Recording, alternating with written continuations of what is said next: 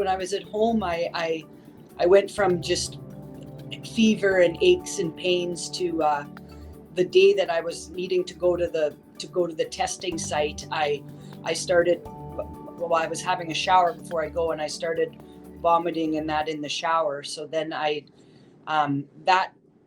that I couldn't, and I just couldn't get it stopped. So I talked to my friend who was a pharmacist, and she just said, you know what, take Imodium and just you got to try to get that stomach settled. My symptoms began as just a sore throat, feeling a little tired, but I had been in isolation and allergies, so I didn't really think much of it. Yes, I do remember it differently. As soon as I got the phone call from my friend saying he was positive, I probably swallowed 1,000 times seeing if my throat hurt. Tried to force myself to have a tickle in my throat, try to justify how I feel.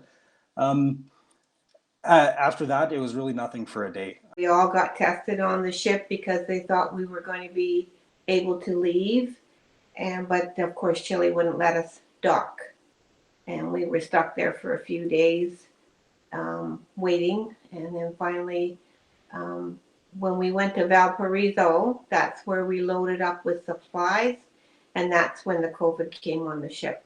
My first symptoms, I guess, were headaches that I could only manage taking 6 Advil and 6 Tylenol. I just felt a little bit off. I didn't feel my total self. Like I wasn't sure what it was. It's kind of like when you're gonna get the flu, you kind of know it's coming. I just had a different feeling. It felt like a flu. Not that I have ever experienced that flu before that I know of, but the aches and pains and fatigue were overwhelming. I started out just a slight cough, and again, like, it wasn't an alarming cough, and I didn't really think a lot of it. And the next day the cough was worse. My throat was sore. My symptoms started the Wednesday, October 21st, with me waking that morning with a bit of tickle, clearing of the throat. And by the later part of the day, it had turned a little bit into a cough that kind of came and went. Friday till Tuesday night was probably the worst head cold that I ever had in my life. I literally felt like my sinuses were going to explode. When I woke up, it was like someone had tightened a belt around my chest 2 notches too tight. It was stronger, the tightness, than anything I'd had with a flu or a pneumonia once. But I was never short of breath, ever. But then after a few days, they started getting worse. I started being like really tired, had a bit of a cough, started having a headache. And so the nurses were like, hey, you should go get tested again. So I did that. It came back positive a day and a half later. And then through that period, I just kept getting more and more tired, less energy. Like I had to, like walking up the stairs, I had to support myself on the railing because I couldn't make it up without doing that. And then even after like doing a flight of stairs, like 7 steps, I had to sit down for probably 20 minutes because I couldn't really do anything. I just couldn't get water into me. I was sipping on Gatorade, but as soon as it came in, it would just come out. So by Saturday is about 11 o'clock at night, I called 911, and I had an ambulance come in and pick me up. And that, I think, out of the whole process of all that, was the most disconcerting part. When we had called for the ambulance, I had notified them that I was COVID positive, and so they made sure I had a mask on, which I did, and they knocked on my door, and they opened the door, and they said, you need to go to the hospital. And I said, yes, I do. And they said, you realize that by going into the hospital as a COVID positive patient, you're putting people at risk. And I said, I'm putting myself at risk by not going to the hospital. I guess the first symptom was throwing up, and then he got a fever, and I finally got somebody from the medical staff to come in and see him. They said he had the flu, gave me some Tylenol to give him, threw a couple of masks at us, and left. During the night, I would be up because my head just wouldn't stop racing. I thought it was anxiety. I was trying the call map. I didn't know what was going on. I've never had headaches like this before. And then the next day it turned into, I was drinking 4 to 6 liters of water a day, and I would wake up in the middle of the night, not only with a headache, but with this unquenchable thirst. I just couldn't, get rid of this dry mouth feeling in the middle of the night or when I woke up. I could get up from my bed, but for less than a minute. I had aches all through my body and headache, backache, fever, sore throat, and cough. But the thing that was the scariest was not being able to stand for very long. And basically the cough just got worse and worse as the days went on. And I ended up, I had to have my quarantine extended for 2 extra days because the cough hung on that long. And the SHA was worried about it. So I ended up having to quarantine longer than the rest of my family because of my cough. And the fatigue was just crushing. And I mean, granted, I'm pregnant, so I know that already makes you tired, but the fatigue, there are days I slept 16 hours in a day. I just could not wake up. And that's really the only thing that I could do. You can't take anything when you're pregnant, really. So you kind of just have to suffer through, as any pregnant woman knows when you get sick. That's what it is. So I think the most annoying part of it, and I'm going to call it annoying because, I mean, it didn't kill me, obviously, like it has really done a number or killed some people, but it's like for the first little while, the symptoms were super, super mild. And then over summer, I thought I was better. I went downtown, I came back, then I got sick again. Then I go downtown, I do something else, then I get sick again. And like first it was the lung stuff, then it was the stomach stuff, then it was the fatigue that comes and goes, and it still comes and goes even now. Like, it'll knock you right off your feet. When I got to the hospital and had immediate and excellent care, both in the ICU and the ward, but in the emergency room, they treated me for a heart attack. And I had the symptoms for a heart attack both in the blood testing, whatever those are, and also in the ECG. By the time I got to the hospital, like I said, I had been checking my oxygen and I thought I was at that 97, but by the time I got to the hospital, I was already at 88 and dropping. Unbeknownst to me, I didn't feel winded. I just felt like I had no energy and I just thought because of the vomiting and the diarrhea, I just thought it was just a bad flu.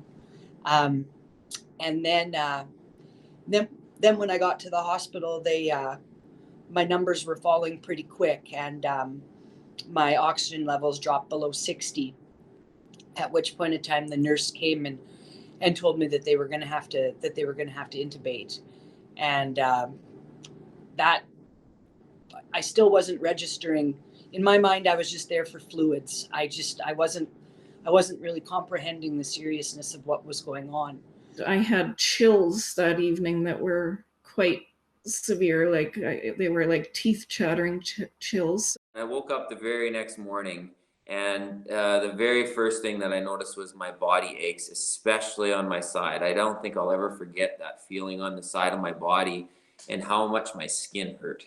And it was just so uncomfortable. And until I could take some Advil and Tylenol, and it was very uncomfortable until it kicked in.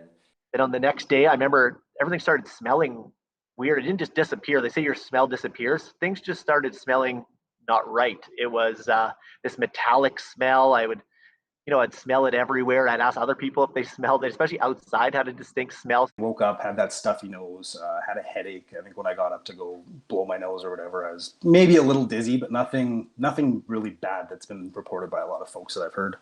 The next day, just really tired.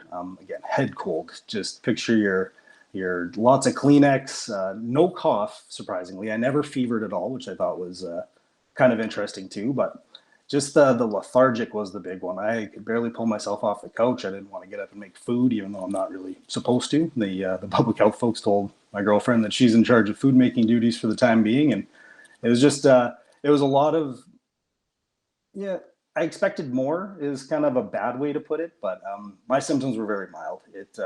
It was nothing that I never thought that I could handle. And so he wasn't eating, he wasn't drinking, and he was getting weaker and weaker. He couldn't get up hardly on his feet. And finally, we were already docked in Fort Lauderdale, so this is a long time later. They finally took him down to the medical center and said that he was positive for the coronavirus. They gave him fluids and some medicine and sent us back to the room for me to still take care of him for another few days. Then the doctor did start coming on a regular basis to check on him. And then finally, like, he couldn't walk anymore. He had lost a lot of weight already, and they took him to the medical center. That was on the 3rd of April.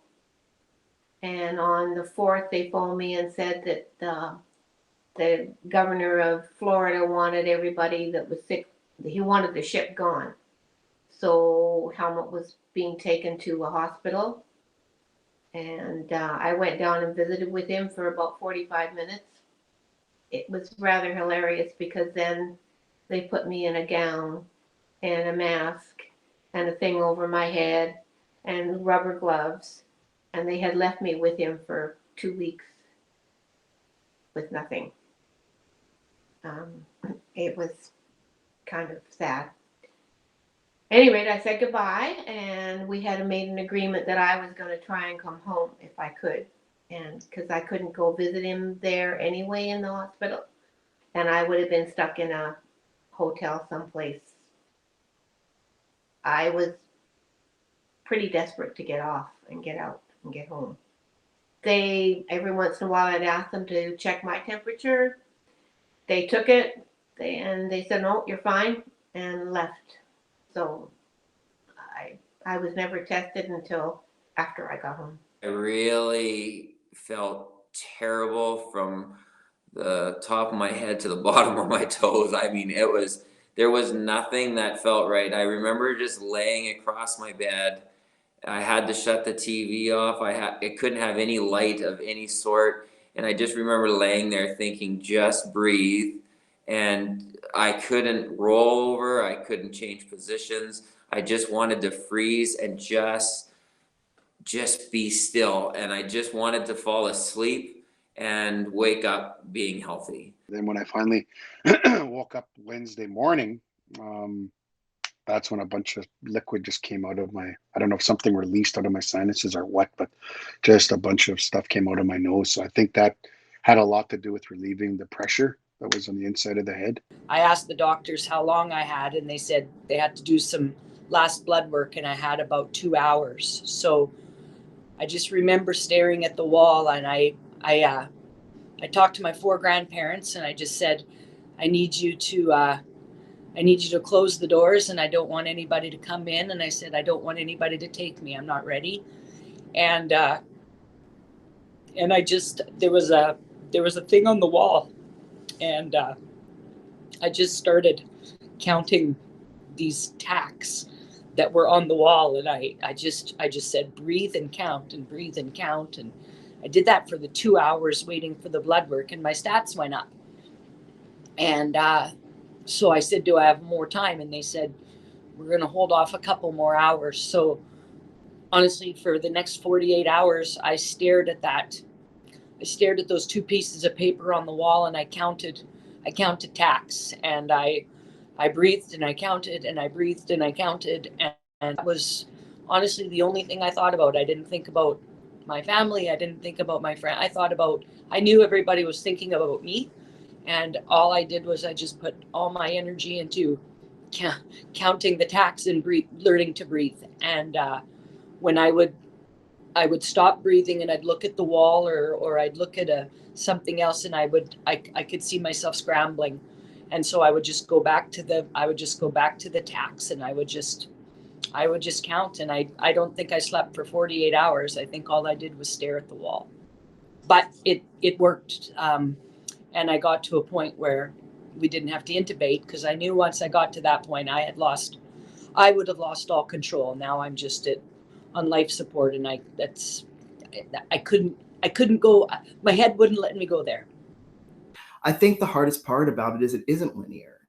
And I think people need to kind of understand that. Like, it's not like you can chart it totally like you can, say, the flu or, even pneumonia or a more severe illness. One of the most, I think one of the hardest parts about it is that you think it's over and then you go out and then it comes back. Like, I live in fear of it coming back all the time. Like I said, I just kind of kept crawling a little bit out on my own, and I didn't have to be intubated, thank goodness.